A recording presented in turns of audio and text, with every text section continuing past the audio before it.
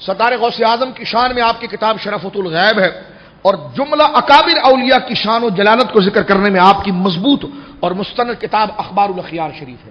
جس کو تقریباً بر صغیر میں تقریباً 500 سال سے بلا کسی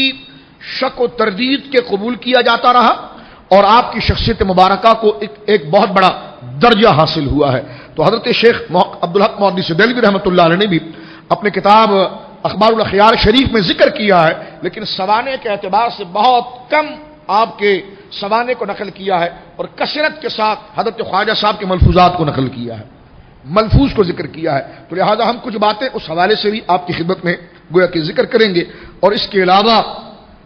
بر صغیر کے دیگر علماء نے جو اپنی سندیں ان کو پہنچی ہے، جو اپنی باتیں ان کو پہنچی ہے، اس اعتبار سے جو انہوں نے تاریخ کو اور حوالوں کو مرتب کیا ہے، انشاءاللہ وہ آپ کی خدمت میں ذکر کیا جائے گا۔ جس طرح کہ میں عرض کر رہا تھا کہ حضرت خواجہ غریب النواز رضی اللہ تعالی عنہ وارضاہ عنہ حسنی سادات میں سے ہیں، حسینی سادات میں سے ہیں، اور حسنی سادات میں سے بھی ہیں، اور آپ کا مرتبہ و مقام نجیب الطرفین ہونے کے حوالے سے ہے۔ تو علماء نے آپ کی سلسلہ مبارکہ کو بڑے کثرت کے ساتھ نقل کیا، اور آپ کی ذات مبارکہ کے حوالے سے اور آپ کی شخصیت مبارکہ کے حوالے سے جو شجرہ نسب آپ کا مرتب کیا گیا ہے، میں آپ کی خدمت میں اس کو ابھی پیش کرتا ہوں۔ ایک دفعہ درود پاک پڑھ لیجیے۔ صلاۃ و سلام علیک یا سیدی یا حبیب۔ حضرت خواجہ غریب النواز رضی اللہ تعالی عنہ وارضاہ عنہ کے والدین کے حوالے جو شجرہ نسب ہے، اور جو آپ کی شخصیت مبارکہ کا نکھار ہے، کہ سرکار دو عالم صلی اللہ علیہ وسلم کا ارشاد ہے کہ الناس معادن کمعادن الذهب والفضہ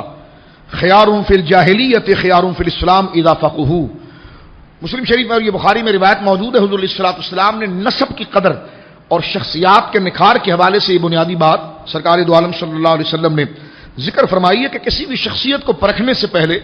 اس شخصیت کے خاندان اور نسب کو، اور حسب کے ساتھ ساتھ نسب کا ایک بہت بڑا دخل ہوتا ہے کہ وہ کس برادری کے ساتھ تعلق رکھتا ہے۔ ہر شخصیت کی تعمیری حیثیت اور اس کی تعمیری ارتقاء اور پھر اس کی ایک مزاجی بلندی جو ہے، اس کے اندر اس کے ماں باپ کے ساتھ اس کا تعلق،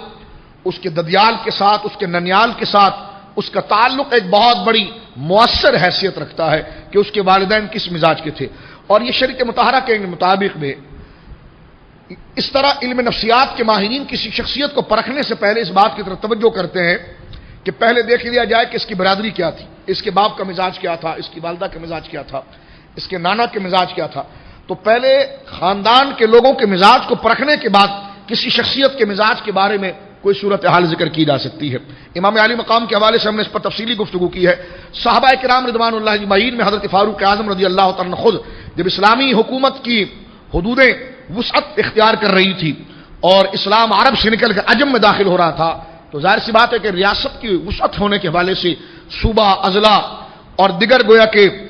خطے کے اعتبار سے، جغرافی اعتبار سے ترقی کے یہ مراحل چل رہے تھے، تو وہاں پر پھر پولیس کا نظام، فوج کا نظام، قوانین کا نظام، یہ سارے نظام وہاں پر ذکر کیے جا رہے تھے۔ تو اس میں شخصیات کی ضرورت تھی تاکہ جن کو افسر بنایا جائے، جن کو جج بنایا جائے، جن کو بڑے عہدے دیے جائیں حکومت کے حوالے سے، تو اس کی کیا حیثیت ہے۔ تو حضرت امام اہل سنت فاضل بریلوی رضی اللہ تعالیٰ عنہ کے ملفوظ میں ہمیں یہ بات بڑے واضح طور پر ملتی ہے کہ حضرت اعلیٰ حضرت فرماتے ہیں کہ حضرت فاروق اعظم رضی اللہ تعالیٰ عنہ وارضاہ عنہ ایک حد تک تعلیم کے حصے کو آپ نے دو حصوں میں تقسیم کیا تھا۔ ایک علم کا وہ حصہ تھا جس میں سب کو پڑھنے کی اجازت تھی، لیکن آگے جو اعلیٰ حساس ادارے تھے، جو ملکی اسرار و رموز کے محارم تھے، اور جن کے کاندھوں پر اور جن کے سینے ریاست کی امارت کی بقا کی دلیل تھے، تو ان کے لیے جو راز اور نیاز اور قوانین اور ریاست کے جملہ امور اور باریکیاں سمجھانے کے لیے حضرت فاروق اعظم رضی اللہ تعالیٰ عنہ کثرت سے یہ فرمایا کرتے تھے کہ یہ راز اگر جو مرتب ہے، جن کو تم پڑھانا چاہتے ہو، تو ان کو داخلہ دینے سے پہلے ان کو میرے سامنے پیش کرو۔ تو وہ پورا طوالت کے ساتھ علمی سلسلہ مکمل کرنے کے بعد اب وہ اعلیٰ درجے کی ڈگری لینے کے لیے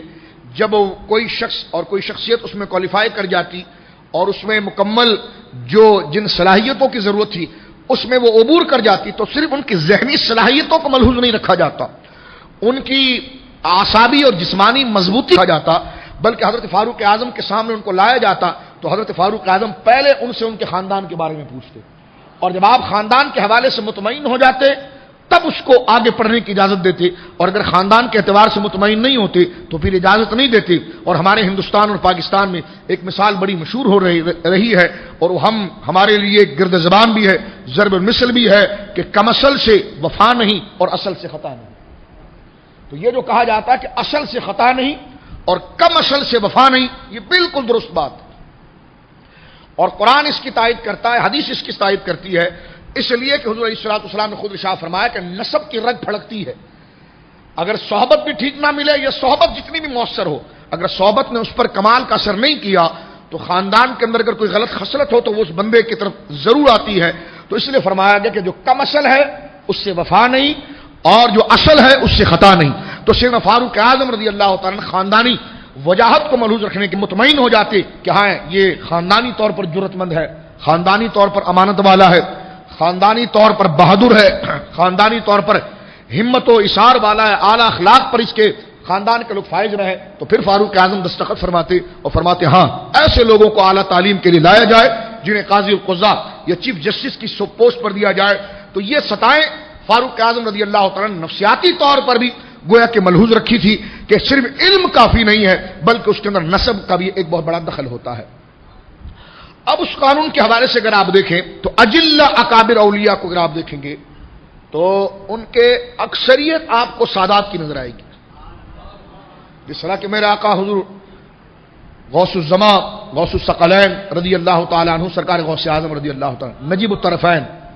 دونوں جانب سے یہ حضور علیہ الصلوۃ والسلام کے شہزادے ہیں، اور حضرت خواجہ صاحب بھی دونوں جانب سے سرکار دو عالم صلی اللہ علیہ وسلم کے شہزادے ہیں۔ اور یہ طریقہ، یہ نسب جو ہے ایسا ہے جس میں شرک کبھی نہیں آیا، اور اس کو اہل عرب، کیونکہ جو شجرہ ہوتا ہے کہ یہ اس کا بیٹا ہے، یہ اس کا بیٹا ہے، یہ اس کا بیٹا ہے، یہ اس کا بیٹا ہے، اس کو اردو میں ہم خاندانی زنجیر بھی کہتے ہیں، سلسلہ نسب بھی کہتے ہیں، شجرہ بھی کہتے ہیں۔ عربی میں زنجیر کو سلسلہ کہتے ہیں، سلسلۃ مانے زنجیر، ڈور، لوہے کی زنجیر جس طرح ہوتی ہے،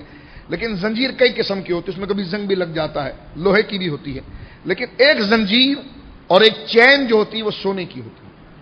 جس میں کھوٹ نہیں ہوتا اور جس میں زنگ لگنا، خراب ہونا، بیکار ہونا نہیں آتا۔ تو سادات کا جو نسب چلا آتا ہے اہل عرب خاص طور پر اور اہل سنہ خاص طور پر، اس کو محض سلسلہ نہیں کہتے ہیں بلکہ سلسلۃ الذهب کہتے ہیں کہ یہ ایسی زنجیر ہے جو سونے کی زنجیر ہے، جس میں کھوٹ نہیں ہے، نہ اخلاقی طور پر کھوٹ ہے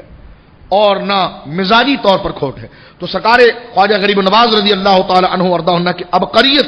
دربار اولیاء میں، جیسا داتا صاحب رضی اللہ تعالی عنہ، داتا گنج بخش علی حجویری، یہ حسنی سادات میں سے ہیں، تو یہ بھی سادات میں سے ہیں، حضرت خواجہ صاحب بھی سادات میں سے ہیں، اشراف میں سے ہیں، اور سرکار غوث اعظم بھی اشراف میں سے ہیں۔ اب اس کو سمجھنے کے بعد کہ اس کی کیوں ضرورت محسوس ہوتی ہے، اس لیے اب میں شجرہ نسب آپ کے سامنے پیش کرنا چاہتا ہوں کہ حضرت خواجہ صاحب کی اجداد میں ان شخصیتوں کا نام آتا ہے، اللہ اکبر، کہ ان کا بیٹا غریب نواز نہ بنتا تو بنتا کون؟ ان کے شہزادے کو اگر یہ رتبہ ملتا نہیں تو پھر ملتا کس کو؟ حضرت خواجہ غریب نواز رضی اللہ تعالی عنہ وارضاہ عنہ جن کے شہزادے ہیں۔ اور میں آپ سے کہوں گا کہ ہر بزرگ کے نام پر رضی اللہ تعالی عنہ کی تکرار آپ کی زبان پر فضیلت کے لیے اور ان سے محبت اور رضا کے لیے ہونی چاہیے۔ حضور خواجہ سید معین الدین چشتی اجمیری رضی اللہ تعالی عنہ، یہ آپ، مگر آپ خاموش بیٹھیں گے تو میں آپ کو باہر کر دوں گا، کہ آپ کو میں اٹھا کر بڑے ادب سے کہوں گا کہ آپ باہر بیٹھیں۔ اگر آپ سامنے بیٹھے ہیں تو ایک حلقے کی صورت میں بیٹھیں اور اس میں آپ کی زبان میں اوراد و وظائف ہونی چاہیے، ٹھیک ہے؟ یہ عام گویا کہ جو آستانوں پر پروگرام ہوتا ہے اس کی وہ حیثیت نہیں ہے، یہ تربیتی حیثیت ہے، اور یہاں پر سیکھنے اور سکھانے کا مرحلہ ہوتا ہے۔ تو جب تک آپ کی طبیعت افکار اس طرف راغب نہیں ہوگی تو ہم اگر اتنی یعنی یہ اہتمام کیا جاتا ہے تو اس کا مقصد یہ ہوتا ہے کہ ہمارے اندر کوئی تبدیلیاں ہے۔ سستی کاہلی، یقیناً آپ نے پورا دن بھی کام کیا ہوگا، آپ اپنے کاروبار میں مصروف رہے ہوں گے، لیکن یہ مسجد کے باہر آپ یہ تمام چیزوں کو اب اپنے ذہنوں کے اعتبار سے چھوڑ دیجئے۔ آپ جب بندگان خدا اور محبوبان خدا کو سننے کے لیے آئے ہیں تو اپنی ذات، اپنے ہوش و حواس کو چھوڑ دیجئے اور ان کی محبت میں، ان کی عظمت میں، اللہ کی رضا کے لیے ان کے کلام کو ملاحظہ فرمائیے کہ ایسا گما دے ان کی ولا میں خدا ہمیں، ڈھونڈا کریں پر اپنی خبر کو خبر نہ ہو۔ تو میرے ساتھ مل کر پڑھیے گا حضرت خواجہ سید معین الدین چشتی اجمیری سنجری رضی اللہ تعالی.